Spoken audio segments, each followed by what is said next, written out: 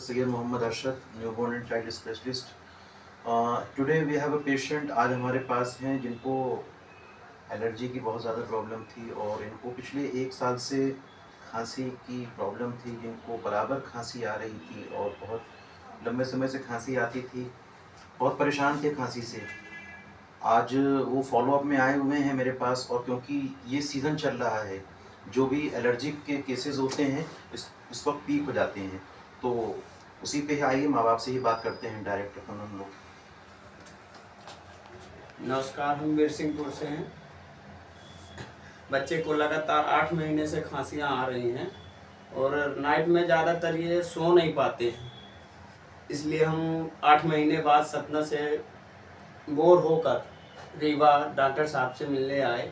यहाँ पे हमको अच्छा रिजल्ट मिला, अच्छी कॉम्बिनेशन मिली और सीख भी मिली कुछ बच्चों के प्रति। बच्चों को साफ़ सफाई से रखें और डॉक्टर्स के कहने के मुताबिक उनको हर चीज़ का ध्यान रखें और दवाइयों में कोई अपने प्रति बच्चों के प्रति किसी प्रकार की लापरवाही नहीं, डॉक्टर्स की सलाह से ही चलें। इनकी खांसी में आराम है अब? बहुत कुछ। एक्चुअली ये क्या होता है कि जो एलर्जिक डिसऑर्डर्स होते हैं या फिर जो एस्मा होते हैं, उनका अमूमन यही लक्षण होता है कि बच्चे को जो इन्फेक्शियस ओरिजिन की खांसी होती है, मतलब कि जो इन्फेक्शन के कारण जो खांसी होती है वो होगी और 1 सप्ताह में ख़त्म हो जाती है। जो एलर्जी की जो हिस्ट्री होती है उसमें अमूमन ये होता है कि बच्चे को बराबर खांसी आती चली जाती है, और इस प्रकार की खांसियाँ जो होती हैं वो रात के समय ज़्यादा आती है, खासकर रात के दूसरे पहलू में। तो इसमें कुछ बातों का ध्यान रखना होता है, माँ बाप को बताना होता है कि अगर हम लोग उसको सही समय पर क्योर नहीं करेंगे तो सिंपल मेजर्स होते हैं, बहुत लंबी चौड़ी कोई दवाई नहीं होती हैं।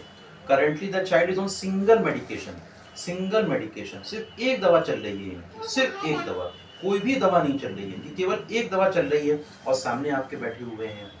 तो वही मैं बताना चाह रहा हूँ कि इस वक्त पीक सीजन चल रहा है, तो जिनको भी बच्चों को खांसी की, सांस की प्रॉब्लम है, वो ऐसे मौसम में एलर्जन क्योंकि निकलते हैं, हवा में पॉलेंस जिसको कहा जाता है वो रिलीज होते हैं, तो धूल धक्कड़ से बच्चे की वो करें। घर में बिस्तर में बहुत, मतलब जो उनका बेड है, लिनन है, उस पर बहुत ज़्यादा इकट्ठा ना करें, जहाँ पर भी एलर्जन इकट्ठा हो सकते हैं।